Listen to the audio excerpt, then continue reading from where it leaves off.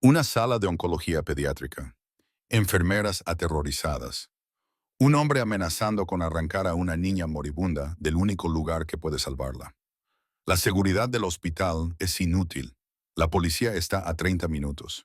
Entonces, el edificio comienza a temblar. No por el miedo, sino por los motores. Cientos de ellos. Los Hells Angels están llegando y nadie sabe si vienen a ayudar o a empeorar las cosas. En cuestión de minutos, 500 motociclistas forman un muro humano que nadie, ni la policía, ni la familia, ni siquiera el padre, que grita sobre sus derechos, puede atravesar. Lo que sucedió a continuación conmocionó a toda la ciudad y obligó a todos a cuestionar todo lo que creían saber sobre los héroes, los villanos y la delgada línea que los separa. Esto es lo que sucedió cuando un hospital le rogó al líder de los Hells Angels que viniera de inmediato.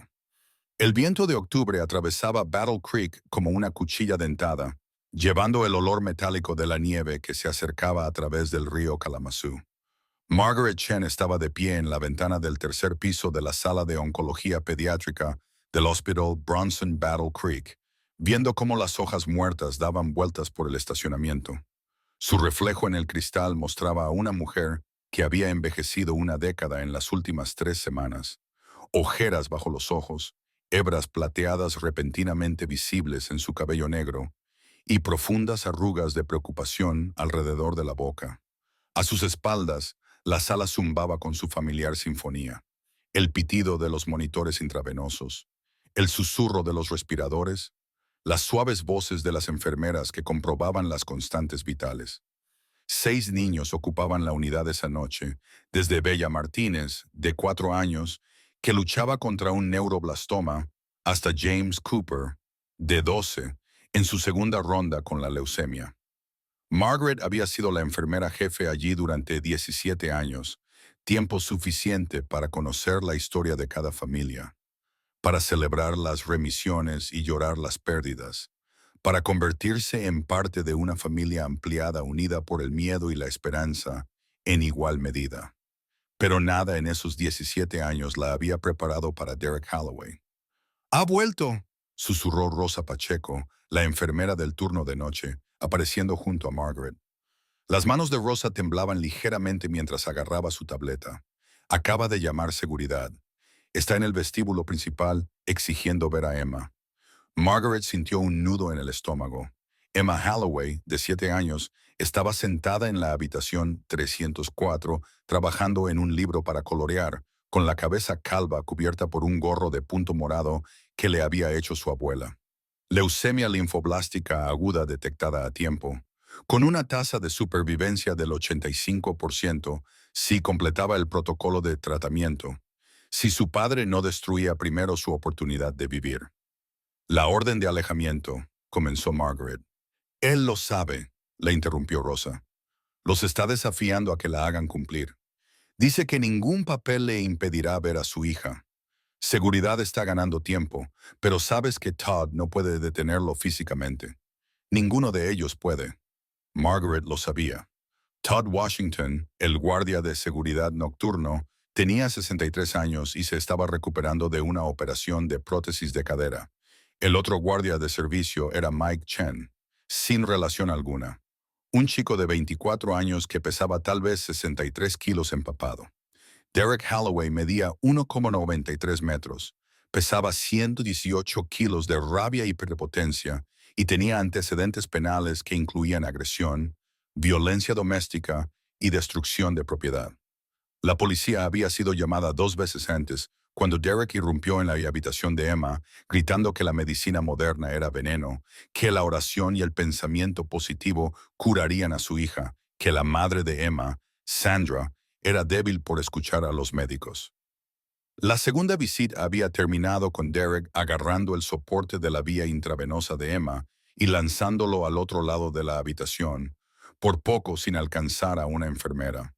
La vía se había salido del puerto de Emma, dejando a la niña gritando de dolor y terror mientras su padre despotricaba sobre la fe y la curación. Fue entonces cuando Sandra solicitó la orden de alejamiento. Fue entonces cuando Derek empezó a proferir amenazas. «El mensaje de voz de anoche», continuó Rosa, con una voz apenas superior a un susurro. Dijo que se llevaría a Emma a casa. Dijo que si alguien intentaba detenerlo, se arrepentiría. Margaret, tengo hijos. No puedo. Lo sé, dijo Margaret, apretando el hombro de Rose. Lo entendía. El miedo era racional, justificado. Derek no tenía nada que perder. Ya había perdido su trabajo, su matrimonio, su hogar. La desesperación hacía a las personas peligrosas. Y la desesperación de Derek se había convertido en algo más oscuro.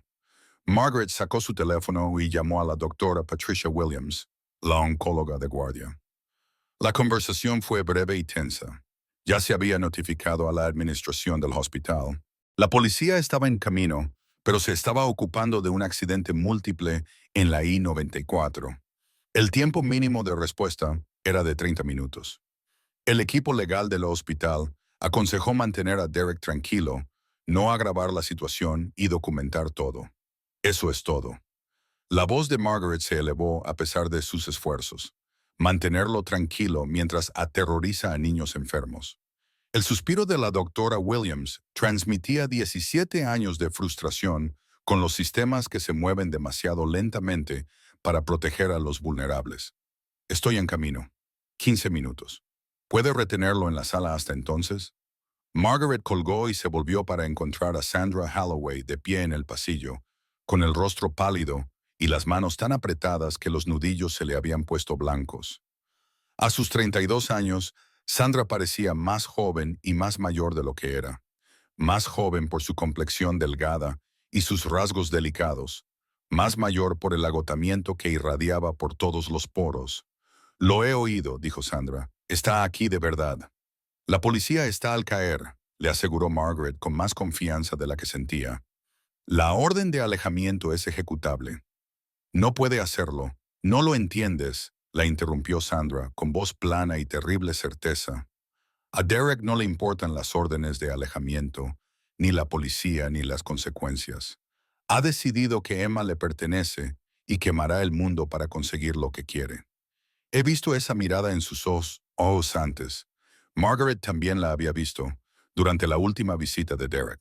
La mirada salvaje y desenfocada de alguien que actúa más allá de la razón, más allá de la ley, más allá de la conexión humana.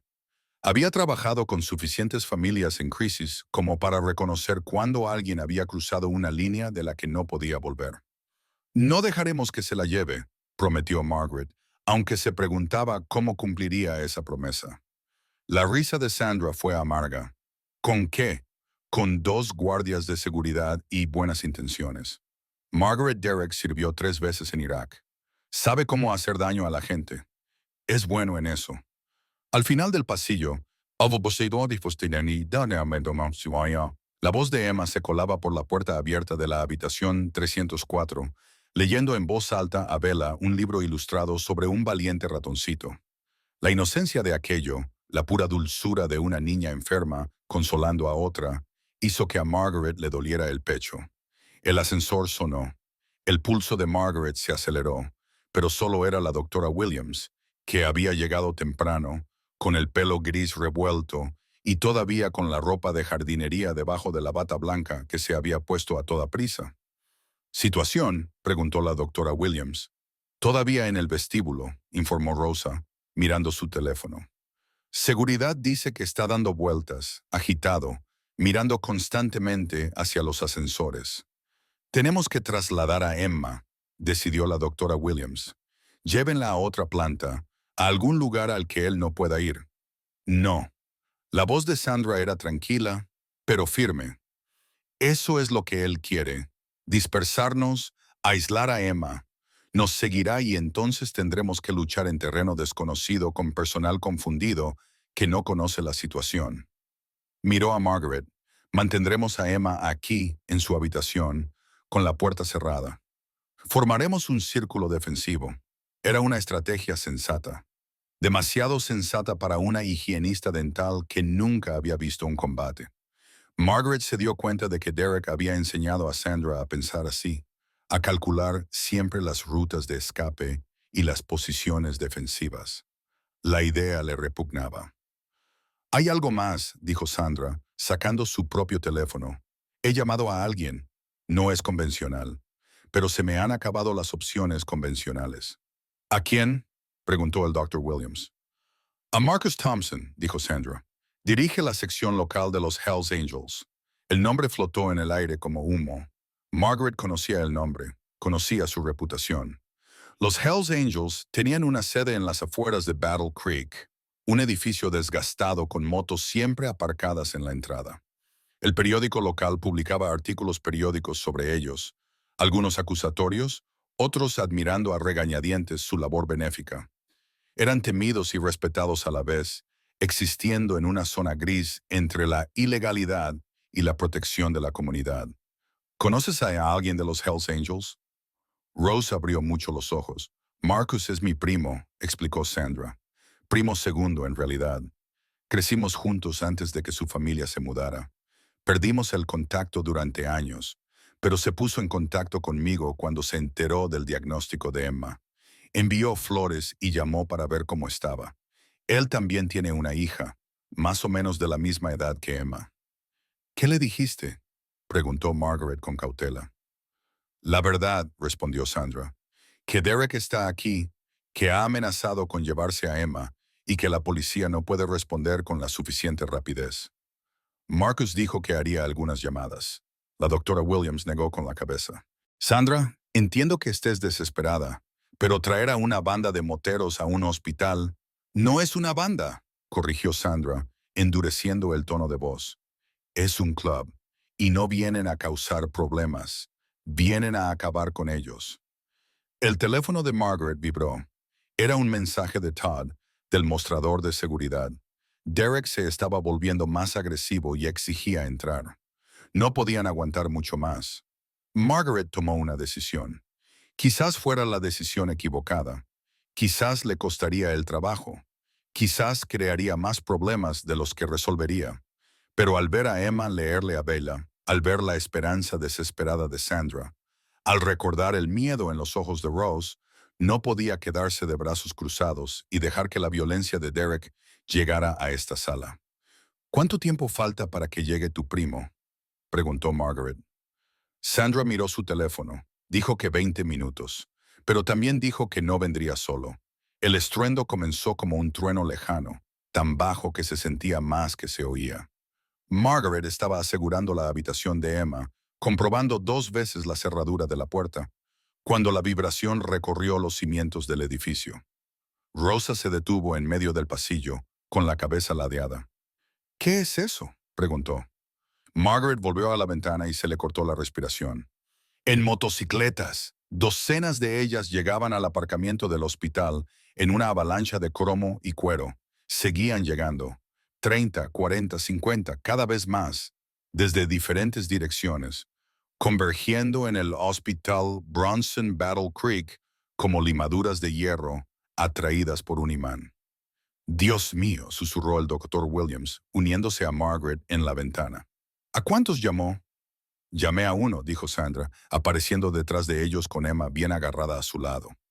La niña miró hacia afuera con los ojos muy abiertos por la sorpresa más que por el miedo. Marcus debió de llamar a todos los demás. Las motocicletas llenaron todos los espacios disponibles y sus conductores se bajaron al unísono con destreza. Margaret podía ver las insignias de sus chalecos de cuero incluso desde 3 pisos más arriba. El distintivo logotipo de la calavera alada de los Hells Angels. Nombres de capítulos de Battle Creek, Kalamazoo, Grand Rapids, Lansing. Habían venido de todo Michigan, pero no solo eran hombres. Margaret contó al menos 30 mujeres entre la multitud, algunas montadas en sus propias motos, otras bajándose de los asientos de acompañante, de todas las edades, desde veteranas canosas que parecían tener unos 60 años hasta jóvenes motoristas que apenas habían superado los 20, blancas, negras, hispanas, asiáticas, más diversidad de la que Margaret había esperado.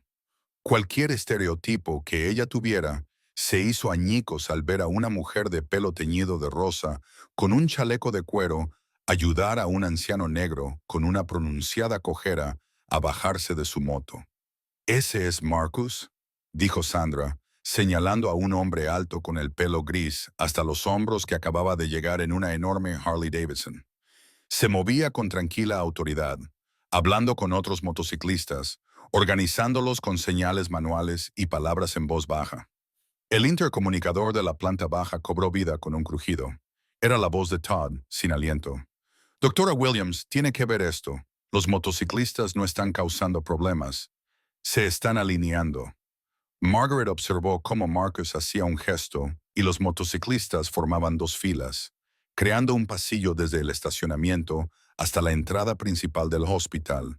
Se colocaron hombro con los brazos cruzados y el rostro impasible. Seguían llegando más motos. 60, 70, 80. Están formando un pasillo, explicó Sandra, creando una barrera por la que Derek tiene que pasar para llegar al edificio.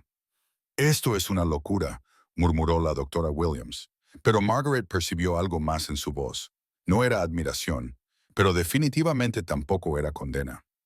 Tengo que hablar con la administración del hospital. Margaret, quédate con los niños. Rosa, mantén todas las puertas de las habitaciones cerradas. Que nadie se mueva hasta que sepamos qué está pasando. El doctor Williams se apresuró hacia el ascensor. Margaret se quedó junto a la ventana, hipnotizada por la coreografía que se desarrollaba abajo. Los motociclistas no eran agresivos ni amenazantes, simplemente estaban allí, inmóviles, formando un muro humano de cuero y denim. Señorita Margaret. La vocecita de Emma rompió el trance de Margaret. ¿Esas personas están aquí para ayudar a mamá? Margaret se arrodilló a la altura de Emma, observando el rostro delgado de la niña, la gorra morada que cubría su cabeza calva, el puerto intravenoso visible en su clavícula. 7 años y ya íntimamente familiarizada con el dolor, con el miedo, con la aleatoriedad de la traición celular. Sí, cariño, dijo Margaret. Están aquí para ayudar. Dan miedo, observó Emma, y luego añadió pensativa. Pero mamá ya no parece asustada. Era cierto. El rostro de Sandra se había transformado. La expresión atormentada y acosada había sido sustituida por algo feroz y agradecido. Lloraba, pero no por miedo. Marcus cumplió su palabra, susurró Sandra. Yo no lo creía realmente, pero él cumplió su palabra. El ascensor sonó. Margaret se tensó, pero era el doctor Williams que regresaba con Frank Morrison, el administrador del hospital. El rostro pálido de Frank delataba su estrés. Parecía un hombre que veía cómo su carrera se derrumbaba en tiempo real. Esto es completamente inaceptable, bramó Frank. Tenemos una banda de motociclistas ocupando nuestro estacionamiento. Solo la responsabilidad civil. No están en el hospital, señaló Margaret. No están bloqueando el acceso de emergencia. No están amenazando a nadie. Están intimidando, espetó Frank. Bien, dijo Sandra con frialdad. Mi exmarido responde a la intimidación. Quizás, por una vez en su vida, se eche atrás cuando se enfrente a gente que no le deja salirse con la suya. Frank abrió la boca para discutir, pero otra voz irrumpió desde el pasillo. ¿Qué demonios está pasando? Derek Holloway había pasado del vestíbulo. La formación de Margaret entró en acción de inmediato. Se colocó delante de Sandra y Emma, interponiéndose entre ellas y el hombre que había aterrorizado a esta sala durante semanas. De cerca, Derek era aún más imponente de lo que recordaba, con sus anchos hombros, su pelo castaño rapado, su mandíbula apretada por la ira y sus ojos que ardían con furia moralista. No puede estar aquí, dijo Margaret con firmeza. Hay una orden de alejamiento. La está infringiendo. Soy el padre de Emma, gruñó Derek. Nadie me aleja de mi hija. El tribunal sí, intervino la doctora Williams, colocándose junto a Margaret. El tribunal que revisó su comportamiento, sus amenazas, su violencia. Mentiras, exclamó Derek alzando la voz. Sandra envenenó a todo el mundo contra mí. Lo único que quiero es salvar a mi hija de tu veneno, señaló con el dedo a la doctora Williams. Tus productos químicos la están matando. Oración, fe y curación natural. Eso es lo que necesita. Necesita quimioterapia, dijo la doctora Williams, con voz tranquila a pesar de la vena que le latía en la sien. Necesita la ciencia médica. Tu fe no impedirá que las células cancerosas se multipliquen. Blasfemia. Derek dio un paso adelante. Quítate de en medio. Emma, ven con papá. Nos vamos a casa, donde estarás a salvo. Emma se apretó más contra la pierna de su madre, gimiendo. Sandra levantó a su hija en brazos y Margaret vio las pequeñas manos de Emma agarrándose a la camisa de su madre con fuerza desesperada. «Viene seguridad», dijo Frank con voz temblorosa.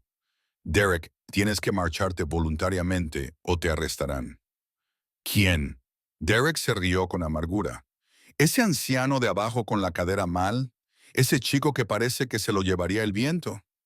Se acercó más. «Saldré de aquí con Emma y nadie me detendrá». «Yo lo haré», dijo Margaret en voz baja. La mirada de Derek se fijó en ella y Margaret sintió todo el peso de su ira. Medía 1,65 m, pesaba 59 kilos, tenía 56 años, artritis en las rodillas e hipertensión. Derek podría haberla roto sin esfuerzo, pero ella no se movió. «¿Vas a detenerme?». La voz de Derek resumaba desprecio. «Todos nosotros», dijo Rosa, saliendo de la habitación 306 para situarse junto a Margaret. Detrás de ella venía Teresa González, la enfermera del turno de noche. Entonces, el doctor Williams dio un paso al frente, cerrando filas. «Todas las personas de esta sala se interpondrán entre usted y Emma», declaró el doctor Williams. «¿Tendrá que pasar por encima de todos nosotros?». Por un momento, Derek pareció genuinamente confundido, como si no pudiera procesar el concepto de que la gente se opusiera a él por el hijo de otra persona. Entonces su rostro se ensombreció. «Bien», dijo, «lo haremos por las malas». Se abalanzó hacia adelante. Margaret levantó las manos instintivamente, un gesto inútil contra la masa y el impulso de Derek. Vio venir su puño, supo que no podía evitarlo y se preparó para el impacto.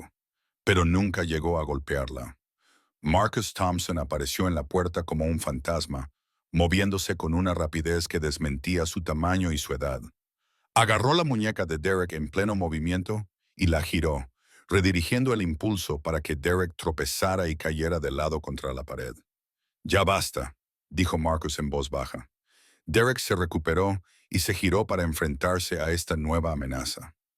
Marcus era unos centímetros más bajo que Derek, pero más ancho de hombros, con brazos musculosos forjados por décadas de trabajo manual. Llevaba el pelo gris recogido en una coleta, el rostro curtido y tranquilo, y los ojos oscuros completamente desprovistos de miedo. «¿Quién demonios eres tú?», exigió Derek. «Alguien que no golpea a las mujeres ni aterroriza a los niños enfermos», respondió Marcus. «Alguien que sabe cuándo es el momento de marcharse. Esto no es asunto tuyo. Tú lo convertiste en asunto mío cuando amenazaste a mi familia», dijo Marcus. Detrás de él aparecieron otros dos moteros en la puerta. Un hombre negro corpulento con la cabeza rapada y un chaleco de cuero que lo identificaba como Tiny, y un hombre hispano delgado con canas entre su barba oscura que llevaba el parche de capitán de ruta. Los ojos de Derek se movieron rápidamente entre ellos, calculando 3 contra 1, muy valiente. «En realidad», gruñó Tiny, con una voz que parecía rocas chocando entre sí, «es más bien 500 contra 1. Tenemos gente apostada en cada entrada, cada pasillo, cada escalera. ¿Quieres irte? Nadie te lo impide. Pero Emma se queda aquí, donde está a salvo, donde recibe tratamiento, donde su madre puede cuidarla». «No puedes hacer esto», dijo Derek, pero su voz había perdido su fuerza.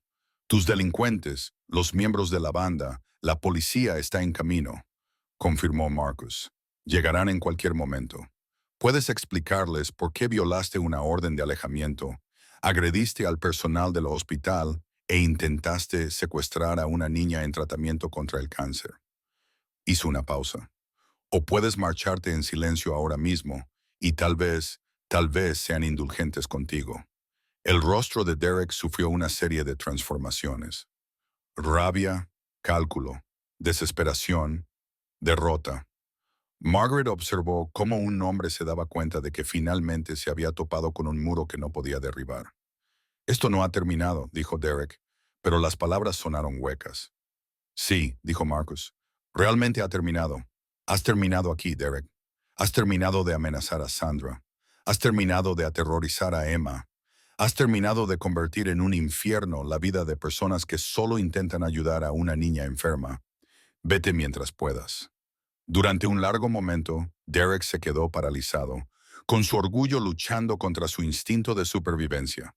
Luego, lentamente, se dio la vuelta y se dirigió hacia el ascensor. Marcus y sus compañeros lo siguieron a una distancia prudencial, asegurándose de que Derek se marchara de verdad. De repente, Margaret sintió que le fallaban las piernas. Se agarró al mostrador de la enfermería para apoyarse, mientras la adrenalina se le escapaba y la dejaba temblando. Rosa lloraba en silencio.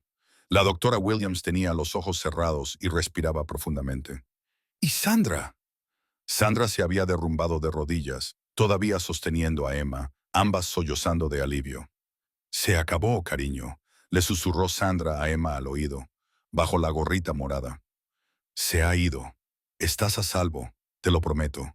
Estás a salvo. Emma levantó su rostro manchado de lágrimas. Los hombres aterradores vestidos de cuero han hecho que papá se vaya. Sí, cariño.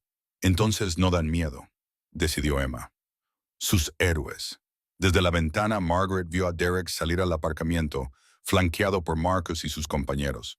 Las dos filas de moteros permanecieron impasibles mientras Derek caminaba entre ellos. Nadie lo tocó, nadie le habló, pero su presencia lo decía todo. Este hospital, esta sala, estos niños estaban protegidos. Derek llegó a su camioneta, se subió y se marchó. Los motociclistas no se movieron.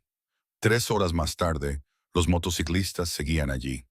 Margaret estaba de pie junto a la ventana con una taza de café, la cuarta de la noche, observando el estacionamiento. La temperatura había bajado a 4 degrees y comenzaba a caer una fría llovizna de octubre. Pero los motociclistas permanecían en sus puestos. Algunos habían sacado ropa de lluvia de sus alforjas.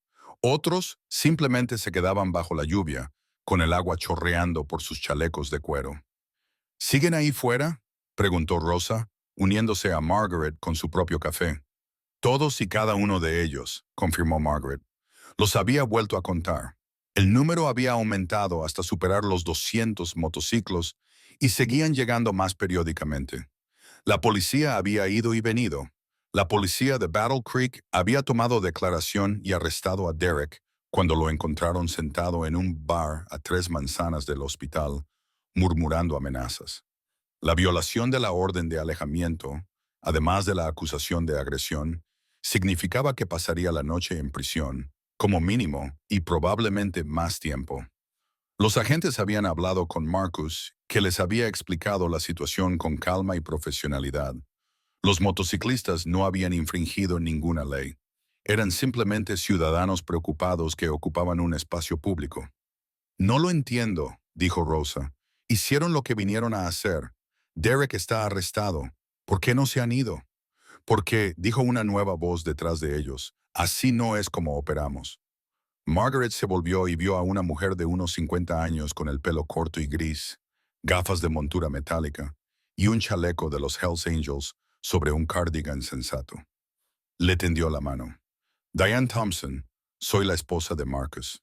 Pensé en venir y explicarles lo que está pasando antes de que se vuelvan locos preguntándose qué está pasando.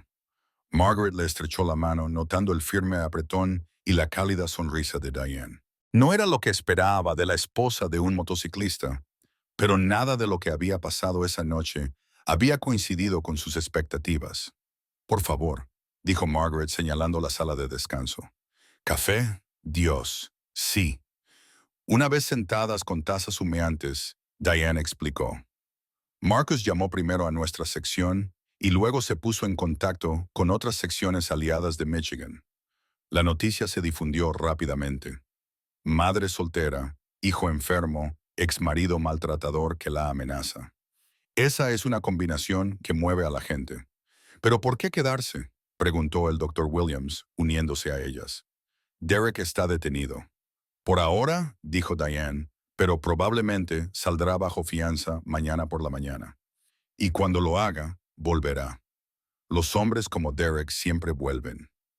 No aprenden, no cambian y definitivamente no aceptan la derrota con elegancia. La palabra se posó en la habitación como escarcha. ¿Y qué vais a hacer?, preguntó Rosa.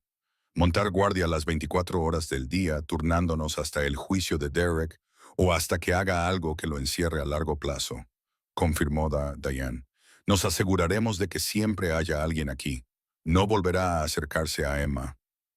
Margaret sintió que se le llenaban los ojos de lágrimas. Apenas los conoces. ¿Por qué harías esto? La expresión de Diane se suavizó. Hace 17 años, a mi hija Lily le diagnosticaron el mismo cáncer que tiene Emma. Todo en fase inicial y con buen pronóstico. Tenía 6 años. Hizo una pausa para recomponerse. Mi exmarido reaccionó muy mal. No era abusivo como Derek, pero no pudo soportarlo. Nos abandonó, desapareció y me dejó con una hija enferma, facturas médicas que no podía pagar y un trabajo en el que amenazaban con despedirme por faltar demasiado.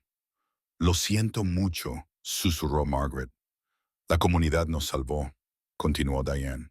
No la comunidad oficial, ni las iglesias, ni las organizaciones benéficas, ni los programas gubernamentales. Gente normal, mis vecinos, mis compañeros de trabajo, completos desconocidos que se enteraron de lo de Lily. Organizaron recaudaciones de fondos, cubrieron mis turnos, llevaron a Lily a las citas cuando yo no podía. Los Hells Angels. Esto fue antes de que Marcus y yo nos casáramos. Se enteraron de nuestra situación y empezaron a aparecer. Traían comida, pagaban las facturas, se aseguraban de que yo pudiera centrarme en Lily en lugar de en sobrevivir. ¿Cómo está ahora?, preguntó el Dr. Williams. La sonrisa de Diane se iluminó. Lily acaba de terminar la carrera de enfermería. Trabaja en un hospital de Grand Rapids.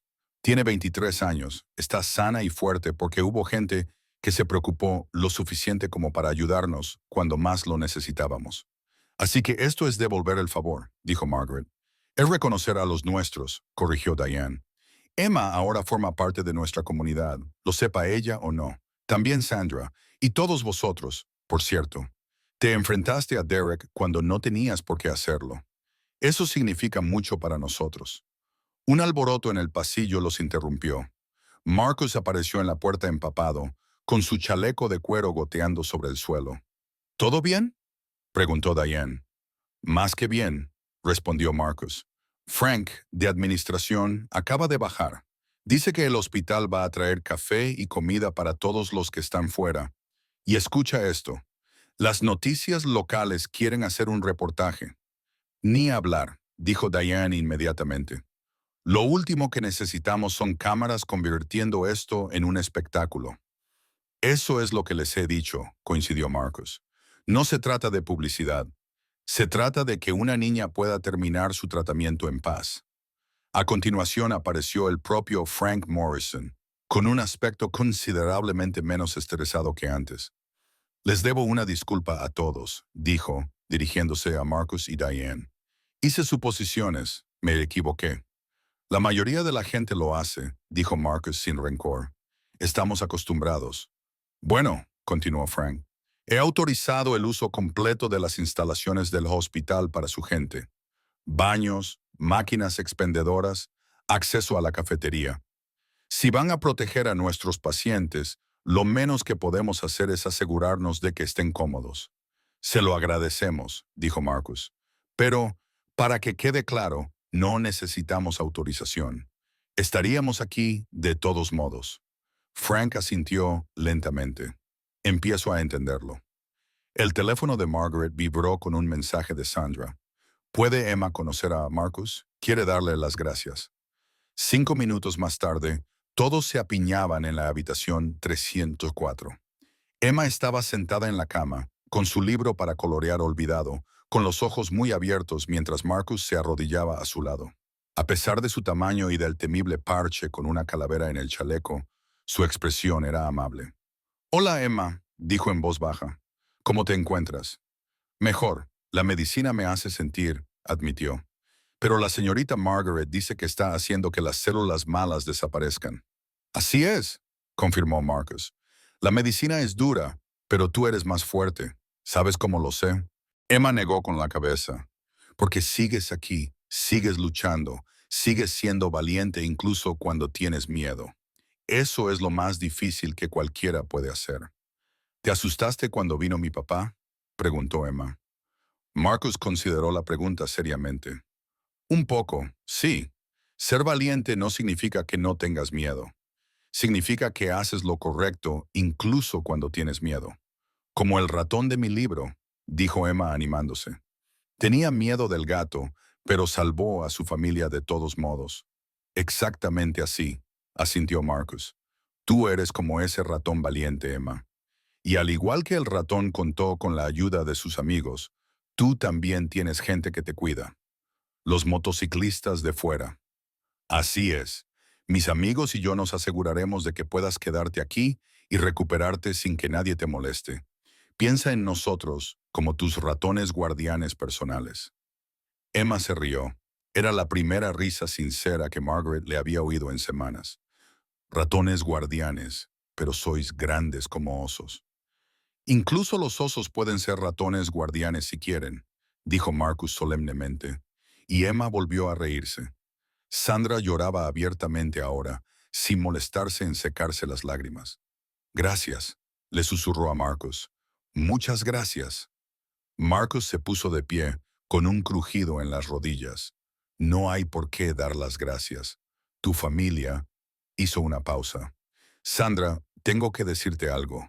Siento no haber estado más presente cuando éramos niños.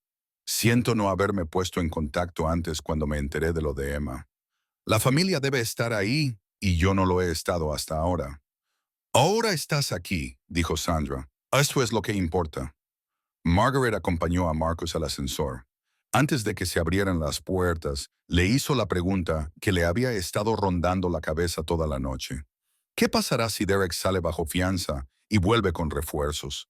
¿Y si trae amigos, otras personas como él? La expresión de Marcus se endureció. Entonces estaremos aquí y Emma seguirá estando a salvo. Miró a Margaret a los ojos. Aún no lo entiendes, pero lo harás. Cuando decimos que protegemos a alguien, lo decimos en serio. Todas las personas que están ahí fuera bajo la lluvia ahora mismo tienen trabajos, familias, responsabilidades. Pero están aquí porque esto es más importante. Porque una niña de 7 años no debería tener miedo en un hospital. Porque a veces el sistema no actúa con la suficiente rapidez y la gente corriente tiene que dar un paso al frente. Vosotros no sois gente corriente, dijo Margaret en voz baja. Marcus sonrió. Quizá no, pero tampoco somos lo que esperabas, ¿verdad? No, admitió Margaret.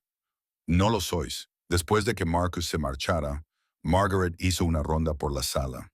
Los demás pacientes y familiares se habían enterado de lo sucedido. Las noticias volaban en las alas del hospital. Los padres se acercaban a Margaret con preguntas, preocupaciones y finalmente agradecimiento. La presencia de los moteros, inicialmente alarmante, se había convertido en algo extrañamente reconfortante. Saber que existía protección fuera, que alguien vigilaba, que la violencia no alcanzaría a sus vulnerables hijos, les permitía respirar más tranquilos. La madre de James Cooper, Beth, apartó a Margaret a un lado. Mi ex marido no es como el padre de Emma, dijo en voz baja, pero es impredecible. A veces aparece borracho y monta escándalos. Me da miedo pedir una orden de alejamiento porque no sé cómo reaccionaría. Habla con Sandra, sugirió Margaret. Ella puede presentarte a Marcus. Quizá tener apoyo te facilite las cosas. Beth asintió con gratitud. Es extraño, ¿verdad? Siempre me han enseñado a temer a gente como ellos. Pero ahora mismo son lo más seguro que hay en este edificio. Margaret se quedó con ese pensamiento mientras terminaba su ronda. ¿Cuántas veces había hecho suposiciones basadas en las apariencias, en los estereotipos, en las narrativas de los medios de comunicación? Los motociclistas de fuera no eran ángeles. El propio Marcus probablemente se reiría de esa descripción. Eran personas complejas, imperfectas y reales, pero eran personas que habían elegido permanecer bajo la fría lluvia durante horas para proteger a un niño al que nunca habían conocido. Eso era heroísmo, un heroísmo silencioso, incómodo y poco glamuroso. A las 2:30 am, Margaret volvió a la ventana. La lluvia se había intensificado, pero los motociclistas seguían allí. Alguien había instalado un toldo en una esquina del estacionamiento y los motociclistas se turnaban para entrar, calentarse un poco y volver a sus puestos. Observó a Diane Thompson moviéndose entre ellos con termos de café, comprobando cómo estaban y organizando los turnos. Margaret se dio cuenta de que eso era una comunidad, no una banda ni una organización, sino una comunidad que cuidaba de los suyos y que ampliaba su definición de suyos para incluir a cualquiera que necesitara protección. Su teléfono vibró. Era un mensaje de su hija en California. Había visto las noticias en Internet. Mamá, ¿estás bien? Esos motociclistas. Margaret sonrió y respondió, nunca he estado más segura. Derek salió bajo fianza 36 horas después. Margaret se enteró por la detective Sarah Morrison, que había sido asignada al caso. Sarah era una mujer menuda de unos 40 años, con ojos penetrantes y un comportamiento sensato, forjado por 20 años en las fuerzas del orden. Su hermano pagó la fianza, explicó Sarah, sentada frente a Margaret en la cafetería del hospital. Los abogados de oficio argumentaron que se trataba de un malentendido, que Derek estaba emocionado, pero que nunca tuvo la intención de hacer daño a nadie, que está buscando asesoramiento, lo habitual para tipos como él. ¿Funcionará?, preguntó Margaret con un nudo en el estómago. Probablemente no, pero podría reducir o aplazar su sentencia, respondió Sarah con severidad. El sistema judicial es lento y Derek sabe cómo manejarlo. Por ahora, se mantendrá alejado del hospital. No es tonto, pero las órdenes de alejamiento son solo papel. No detienen las balas ni los puños. Los moteros siguen ahí fuera, dijo Margaret. Lo sé, respondió Sarah. Me han informado. Sinceramente, me están facilitando el trabajo. Derek se ha asustado. Sabe que no puede entrar a la fuerza y llevarse a Emma. Eso nos da tiempo para preparar un caso más sólido. ¿Y Sandra? ¿Está a salvo? Tenemos patrullas que pasan regularmente por su apartamento, y Sarah dudó. Al parecer, algunos de los moteros también han estado vigilando su casa. Nada invasivo, solo para asegurarse de que Derek no aparezca por allí. ¿Es eso legal?, preguntó Margaret. Sarah sonrió con ironía. No están infringiendo ninguna ley. Los ciudadanos pueden permanecer en propiedad pública y vigilar las calles públicas. Mientras no acosen a nadie ni bloqueen el acceso, no hay nada ilegal en ello. Se inclinó hacia adelante. Extraoficialmente, me alegro de que estén allí.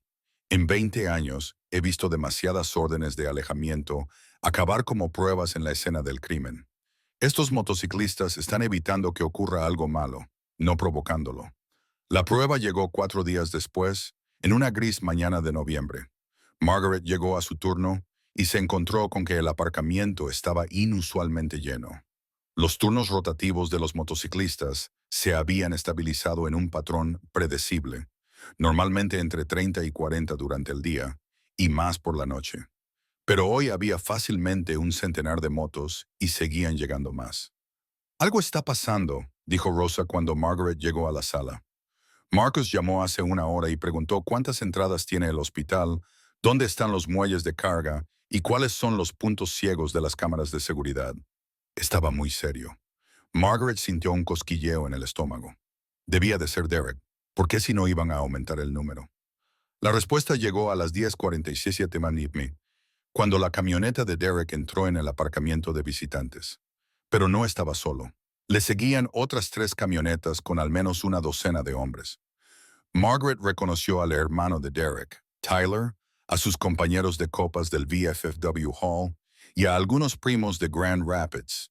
Todos eran hombres corpulentos que se movían con agresiva confianza. Dios mío, susurró Rosa, mirando por la ventana. Ha traído refuerzos. Marcus lo había previsto. Cuando Derek y su grupo se acercaron a la entrada principal, aparecieron motociclistas de todas partes. El pasillo humano se reformó al instante, pero ahora con 3 filas a cada lado. Más motociclistas aparecieron en las pasarelas superiores del hospital, situados en las entradas laterales, de pie cerca de los muelles de carga. Derek se detuvo a 3 metros de la entrada, con su séquito detrás de él. Margaret podía oír su voz a través de la ventana que había entreabierto. Vamos a entrar, anunció Derek. Somos ciudadanos estadounidenses que visitan a un familiar en un hospital. No tienes derecho a detenernos. Tienes una orden de alejamiento, respondió Marcus con calma, adelantándose desde la fila. Violarla significa el arresto inmediato. Tus amigos aquí son bienvenidos a visitar a quien quieran, pero tú no, Derek. Ni aquí, ni ahora, ni nunca más. Esto es un secuestro, gritó Derek. Sandra está envenenando la mente de mi hija en mi contra, y estos médicos están envenenando su cuerpo. Tengo derechos como padre. Perdiste esos derechos cuando aterrorizaste a Emma, dijo Marcus. Cuando agarraste ese soporte intravenoso y lo tiraste. Cuando le gritaste a una niña enferma que su madre estaba tratando de matarla. Tú hiciste esto, Derek. Tú. Tyler Holloway dio un paso adelante, flanqueando a su hermano. No tenéis ninguna autoridad aquí. Solo sois un grupo de moteros jugando a ser policías. ¿Qué pasará cuando llamemos a la policía? Arrestarán a Derek por violar la orden de alejamiento, dijo una nueva voz. La detective Morrison había llegado y aparcado su coche patrulla al borde de la multitud. Se acercó con dos agentes uniformados y probablemente os preguntarán, caballeros, ¿por qué acompañáis a alguien a quien se le ha prohibido explícitamente estar aquí? No sabíamos nada de ninguna orden de alejamiento, dijo Tyler rápidamente. Ahora ya lo sabéis, respondió Sarah. Derek, tienes que irte. Tus amigos tienen que irse. Esto no es negociable. Quiero ver a mi hija. La voz de Derek se quebró, y por un momento Margaret vio auténtica angustia bajo la ira. Está enferma. Se está muriendo y ni siquiera me dejan despedirme de ella. Emma no se está muriendo, dijo Marcus, con voz más suave. Tiene un 85% de posibilidades de sobrevivir con tratamiento. Pero necesita ese tratamiento, Derek. Necesita quedarse aquí, mantener la calma, concentrarse en mejorar. Tu presencia hace lo contrario. La estresas, la asustas, lo haces todo más difícil. Soy su padre, dijo Derek, pero el fuego se estaba apagando. Entonces actúa como tal, lo desafió Marcus. Pon las necesidades de Emma por delante de tu orgullo. Deja que se recupere. Deja que su madre la cuide sin miedo. Sé el hombre que Emma necesita que seas, no el hombre que tu ego te dice que seas. Durante un largo momento, Derek se quedó paralizado, con lágrimas corriendo por su rostro. Entonces Tyler le puso una mano en el hombro. Vamos, Derek, esto no vale la pena. Es mi pequeña, susurró Derek. Lo sé, dijo Tyler, pero así no es como la ayudas. Vámonos. El grupo de Holloway se retiró lentamente, con Derek mirando atrás repetidamente, como si quisiera memorizar algo que nunca volvería a ver. Margaret vio partir los camiones y no sintió ningún triunfo, solo una profunda tristeza por un hombre tan destrozado por su propia insuficiencia que prefería destruir antes que admitir su debilidad. Volverá, predijo Rosa. Quizás, dijo Marcus, que apareció en la sala para ver cómo iban las cosas. Pero cada vez que venga, nos encontrará aquí. Al final, lo entenderá. El doctor Williams se unió a ellos. El juicio está previsto para el 15 de diciembre. Si Derek es condenado, cumplirá al menos 90 días, posiblemente más. Para entonces, Emma estará en remisión. Estamos viendo una excelente respuesta al protocolo de tratamiento. Y después de cumplir su condena, preguntó Margaret, la orden de alejamiento tiene una vigencia de 5 años. Sarah Morrison dijo, tras seguir a Marcus escaleras arriba. Si Derek la vuelve a violar, la pena de prisión será obligatoria. Sin fianza. La mayoría de los hombres lo acaban entendiendo. La mayoría, asintió Marcus, pero estaremos preparados para las excepciones. Esa tarde, el equipo médico de Emma dio una noticia increíble.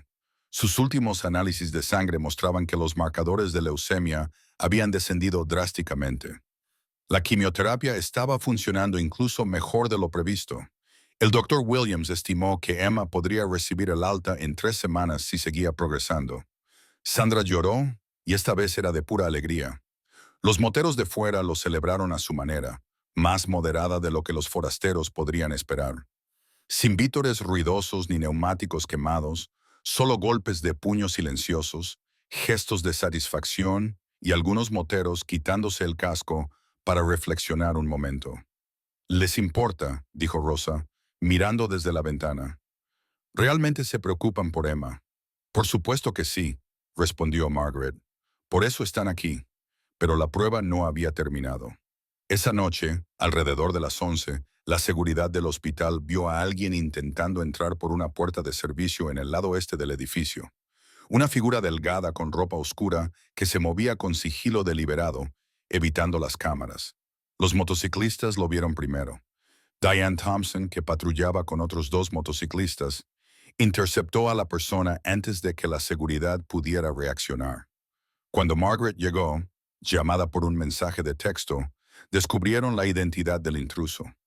Linda Holloway, la madre de Derek, la abuela de Emma, tenía 62 años, era delgada como el papel, con el pelo teñido de negro y una mirada desesperada en los ojos.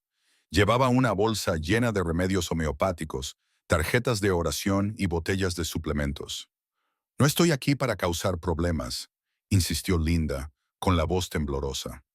«Solo quiero darle a Emma esta medicina de verdad, no el veneno que le están inyectando».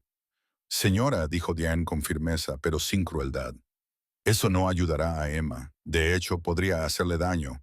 Algunos suplementos interfieren con la quimioterapia». «Todos están engañados», dijo Linda. Derek tenía razón. La medicina convencional la está matando lentamente, y Sandra está demasiado débil para darse cuenta. Margaret sintió que la ira la invadía, pero la reprimió. Linda también era una víctima, a su manera. Una mujer que había criado a un hijo incapaz de aceptar la realidad, que había alimentado sus peores impulsos, que prefería creer en conspiraciones antes que enfrentarse a verdades incómodas. «Linden», dijo Margaret en voz baja, «los marcadores de cáncer de Emma están bajando. El tratamiento está funcionando. Va a sobrevivir».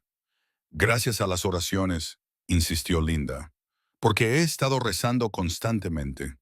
«Gracias a la medicina», interrumpió la doctora Williams, apareciendo como un ángel vengador con su bata blanca.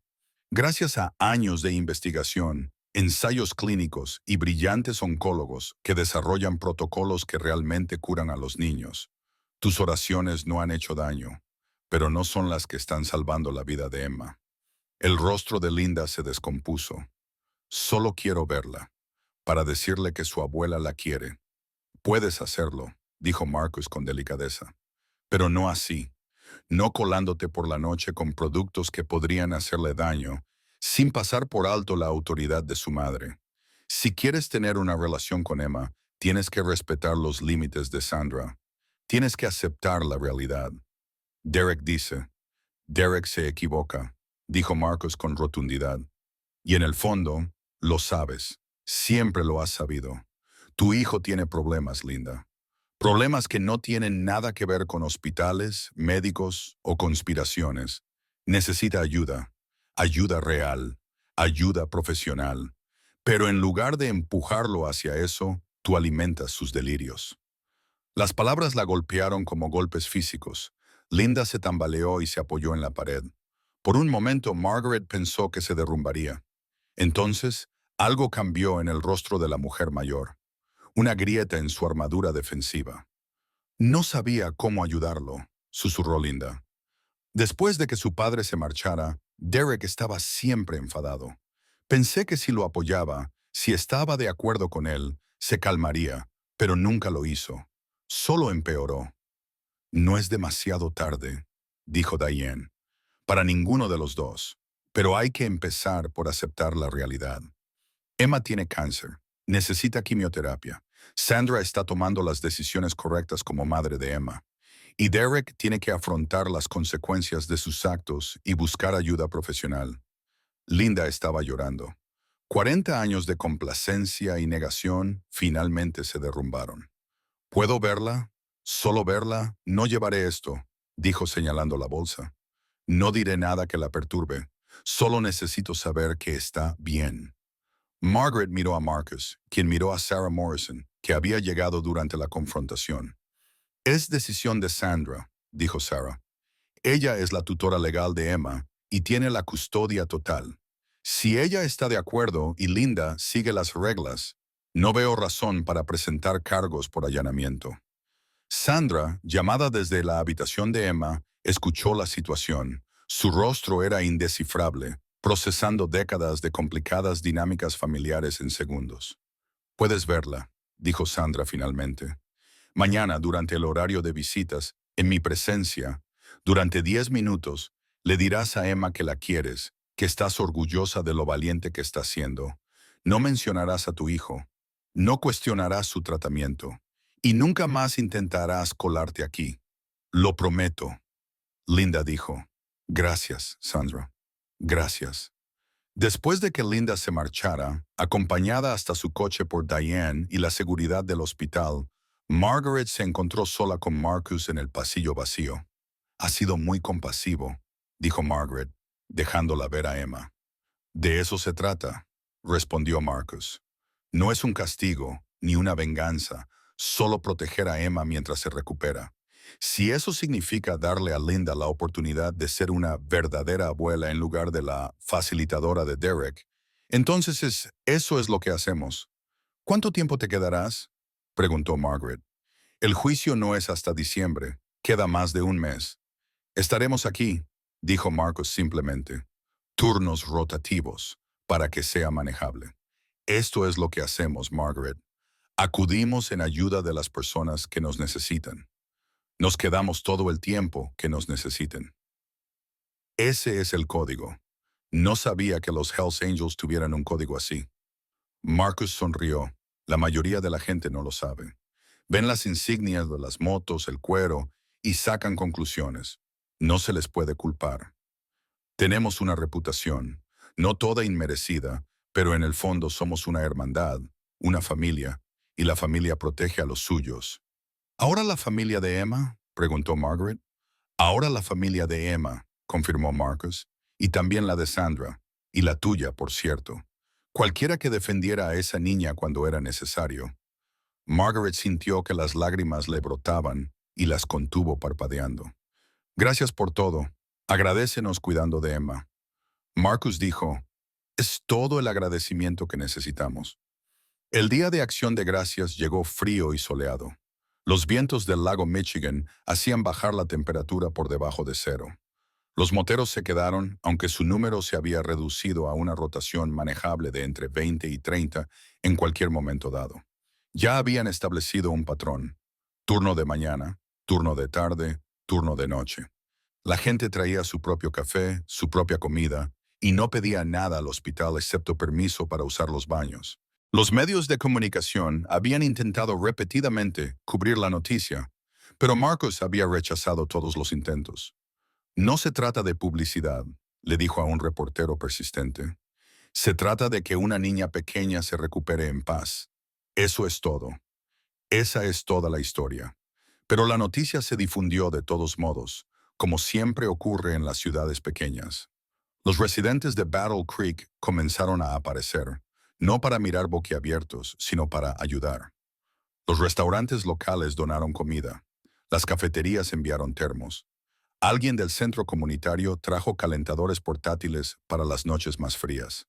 Los motociclistas aceptaron estos regalos con elegancia y gratitud, y la comunidad comenzó a verlos de manera diferente. Margaret observó esta transformación con asombro. Rosa, que había estado aterrorizada la primera noche, ahora saludaba a los motociclistas por su nombre cuando venían a calentarse. Elder Williams había invitado a Marcus y Diane a una reunión del personal del hospital en la que se discutió la creación de un programa formal de seguridad voluntaria. Incluso Frank Morrison, inicialmente horrorizado por la presencia de los motociclistas, se había convertido en un defensor. «Han hecho más por hacer que nuestros pacientes se sientan seguros que cualquier empresa de seguridad», admitió Frank. «Estoy redactando una propuesta para la junta directiva, creando un programa oficial de enlace con grupos de voluntarios de la comunidad». El progreso de Emma continuó de manera maravillosa. Para el Día de Acción de Gracias, sus recuentos sanguíneos habían mejorado tan drásticamente que el Dr. Williams declaró que estaba en remisión temprana. Sandra lloró cuando escuchó la noticia, Y esta vez Marcus y Diane estaban allí para celebrar con ellos. ¿Puedo salir?, preguntó Emma la mañana de Acción de Gracias. Quiero dar las gracias a los motociclistas. El doctor Williams lo pensó y luego asintió con la cabeza. 30 minutos abrigada con tu madre a tu lado. Margaret observó desde la ventana cómo Sandra llevaba a Emma fuera, la niña envuelta en un enorme abrigo de invierno y con su gorro de lana morado. Los motociclistas formaron un círculo alrededor de ellas, manteniendo una distancia respetuosa, pero claramente conmovidos por la presencia de Emma. Emma se acercó a cada uno de los motociclistas para darles las gracias. Algunos de los hombres de aspecto rudo tenían lágrimas en los ojos. Diane se arrodilló para abrazar a Emma, y Margaret vio que Emma le susurraba algo al oído que hizo reír a Diane. Más tarde Diane le contó a Margaret lo que Emma había dicho. Gracias por ser ratones guardianes, aunque en realidad sean osos. La frase se convirtió en una broma recurrente entre los motociclistas. Alguien incluso hizo camisetas con un oso de dibujos animados que llevaba un chaleco de motociclista y la leyenda Ratón Guardián de Servicio. Las camisetas recaudaron fondos para la investigación del cáncer infantil. Linda Holloway había cumplido su promesa, visitando a Emma exactamente como Sandra le había indicado, durante las horas aprobadas y con supervisión, centrándose únicamente en apoyar a su nieta. Margaret observó atentamente las primeras visitas, dispuesta a intervenir, pero Linda parecía estar esforzándose de verdad. Había empezado a asistir a las reuniones de Al-Anon, procesando sus propios comportamientos facilitadores. El progreso era lento, pero real. Derek, por su parte, seguía ausente. Se acercaba la fecha del juicio y su abogado estaba negociando un acuerdo con la fiscalía. Sarah Morrison mantenía a Sandra informada. Derek probablemente cumpliría 90 días en la cárcel del condado, seguidos de terapia obligatoria para el control de la ira y derechos de visitas supervisados solo después de completar una evaluación psicológica completa. No es suficiente, dijo Sandra, pero es algo, y lo mantiene alejado de Emma durante los meses más críticos de su tratamiento. La primera semana de diciembre trajo nieve, intensa y persistente. A Margaret le preocupaba que el tiempo redujera el número de ciclistas, pero estos simplemente se adaptaron. Ropa para la nieve, calentadores de manos, turnos más cortos para evitar que la gente pasara frío. Su dedicación era absoluta.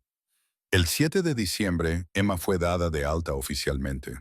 Había completado su primer ciclo de tratamiento intensivo. Su remisión se mantenía y podía continuar el tratamiento ambulatorio desde casa.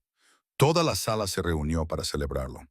Los médicos, las enfermeras, el personal que había llegado a querer a la valiente niña de la habitación 304, y los motociclistas se alinearon para formar una guardia de honor mientras Sandra llevaba a Emma a su coche.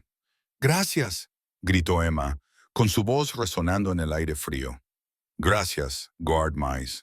Los motociclistas aplaudieron, no de forma ruidosa ni bulliciosa, sino con un reconocimiento constante y respetuoso de una pequeña victoria en la batalla continua contra la enfermedad. Margaret se quedó junto a Marcus mientras el coche se alejaba. «¿Qué pasa ahora?», preguntó. «¿Volveréis todos a la vida normal?» «Nunca hemos dejado la vida normal», respondió Marcus. «Esta es la vida normal para nosotros. Montamos en bicicleta, trabajamos, cuidamos de nuestras familias y comunidades. Acudimos cuando se nos necesita. ¿Seguirás vigilando el apartamento de Sandra durante un tiempo?» Marcus lo confirmó hasta que estemos seguros de que Derek ha terminado de verdad. Pero Sandra ahora es más fuerte. Tiene confianza, tiene apoyo, tiene un plan. Estará bien. Esa noche, después de terminar su turno, Margaret condujo hasta la sede del club Hells Angels. Nunca había estado allí antes. Lo había evitado deliberadamente por vagos temores y suposiciones. Ahora lo veía claramente. Solo un edificio desgastado con motos aparcadas fuera, luces que brillaban cálidamente a través de las ventanas, el sonido de conversaciones y risas que se escapaban cuando alguien abría la puerta. Marcus la recibió en la entrada. «¿Todo bien?» «Quería darle esto», dijo Margaret, entregándole un sobre. «Es del personal del hospital. Hemos hecho una colecta para el fondo benéfico de tu sección para ayudar a otras familias como la de Emma. Marcus abrió el sobre, vio el cheque y abrió mucho los ojos. Margaret, son $5,000. Debería ser más, dijo Margaret. Debería ser todo lo que tenemos. Le devolviste la vida a Emma, le diste esperanza a Sandra, cambiaste la forma en que toda una comunidad piensa sobre cómo son los héroes. Marcus se quedó callado durante un largo rato. Entonces entra, saluda a todos como es debido, deja que ellos también te den las gracias. Margaret esperaba que el club fuera oscuro, intimidante, exclusivo. En cambio, se encontró con un centro comunitario con buena música, familias con niños, parejas mayores, jóvenes motociclistas, todos reunidos alrededor de mesas cubiertas de comida. Alguien estaba celebrando su cumpleaños. Un grupo estaba organizando una recogida de juguetes para Navidad. Era normal, humano, cálido. Diane encontró a Margaret y le dio un fuerte abrazo. Defendiste a Emma cuando no tenías por qué hacerlo. Eso significa mucho para nosotros. Solo hice mi trabajo, protestó Margaret. No, corrigió Diane con suavidad. Tu trabajo es administrar medicamentos. Tú decidiste interponerte entre Emma y el peligro. Eso no está en la descripción de ningún trabajo. Eso es carácter. Durante la siguiente hora, Margaret conoció a docenas de personas, mecánicos y profesores, veteranos y trabajadores sociales, abuelos y padres jóvenes, todos motociclistas, todos con los mismos parches, todos parte de esta gran familia que desafiaba cualquier categorización simple. Antes de irse, Marcus la acompañó a su coche. Tú también nos has cambiado, ¿sabes?, le dijo. El caso de Emma nos recordó por qué hacemos esto, por qué organizamos campañas de recogida de juguetes y carreras benéficas y acudimos cuando alguien necesita ayuda. Es fácil dejarse llevar por la política del club o la rivalidad con otras secciones o simplemente por la vida cotidiana. Emma nos recordó lo que importa. Una niña de 7 años le dio una lección a los Hells Angels. Margaret bromeó. Marcus sonrió. Los mejores maestros no suelen ser conscientes de su enseñanza. Emma nos enseñó que el heroísmo no consiste en ser intrépido. Consiste en estar aterrorizado y aún así, acudir. Ella estaba aterrorizada por el cáncer, por el tratamiento, por su padre, pero acudía todos los días, tomaba su medicina y se mantenía valiente. Si esa niña puede hacerlo, lo menos que podemos hacer es soportar la fría lluvia para protegerla. Llegó el 15 de diciembre y Derek se declaró culpable de violar la orden de alejamiento y de intento de agresión. Recibió una sentencia de 6 meses, con 4 meses de suspensión a la espera de completar un programa de control de la ira y terapia. Cumpliría 60 días a partir de ese mismo momento. Sandra asistió a la sentencia. Marcus también, aunque se sentó al fondo de la sala, simplemente presente. Derek lo vio y, fueran cuales fueran las palabras que hubiera podido decir, se quedaron sin decir. El mensaje era claro. Esta comunidad estaba observando, seguiría observando y no toleraría más amenazas. Fuera del juzgado, Sandra habló con los periodistas que finalmente habían conseguido su historia. Quiero que la gente sepa lo que los Hells Angels hicieron por mi hija, dijo. No el estereotipo, no la reputación, la realidad. Aparecieron cuando nadie más podía hacerlo. Protegieron a una niña que nunca habían conocido porque era lo correcto. Eso es heroísmo. Eso es lo que significa la comunidad. La historia se hizo viral no por su dramatismo, sino por su veracidad. Gente de todo el país se sintió identificada con la imagen de los motociclistas vestidos de cuero haciendo guardia en una sala de cáncer. Prueba de que el heroísmo tiene muchas caras y que las suposiciones a menudo nos ciegan ante lo bueno en lugares inesperados. Llegó la Navidad y los motociclistas organizaron una gran recogida de juguetes para toda la sala de pediatría. Llegaron el 23 de diciembre. Docenas de motos cargadas de regalos pasaron horas repartiendo obsequios a todos los niños.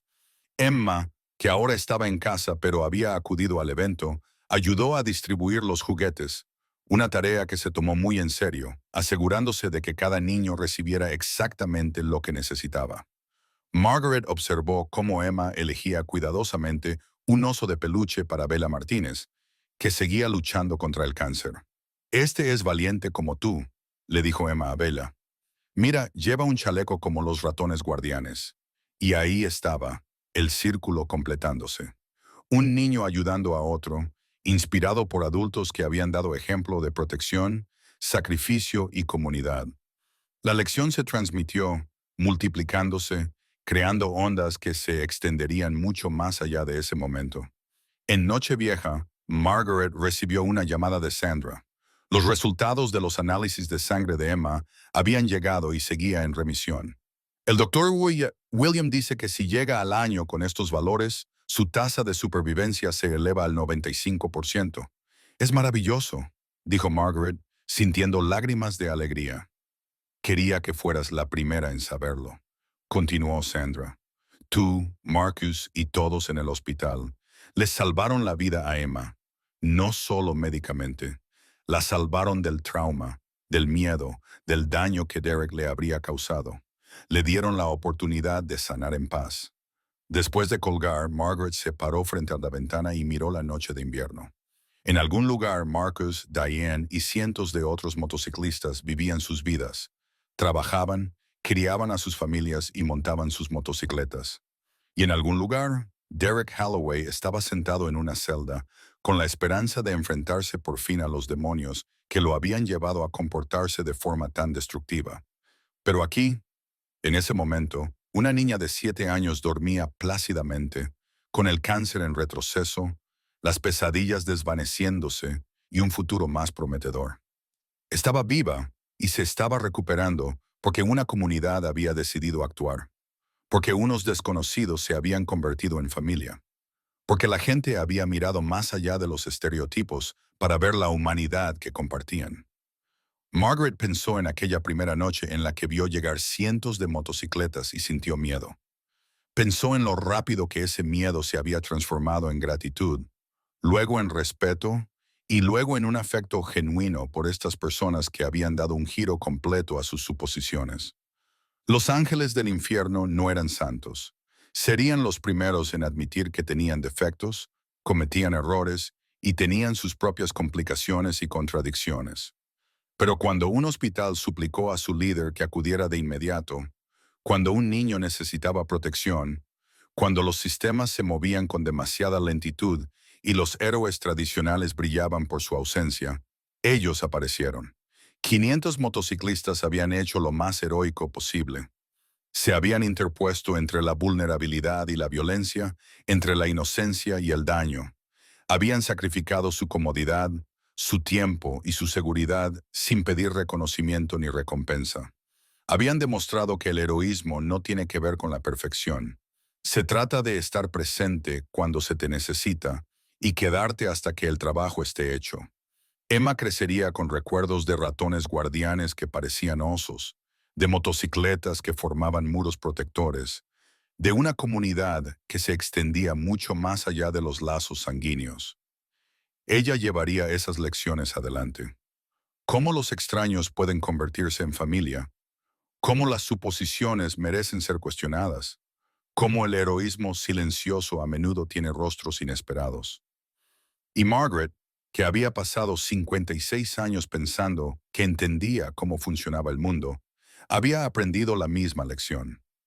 A veces, cuando un hospital ruega al líder de los Hells Angels que acuda inmediatamente, lo que hacen 500 motociclistas es simplemente ser humanos, profundamente, valientemente, maravillosamente humanos.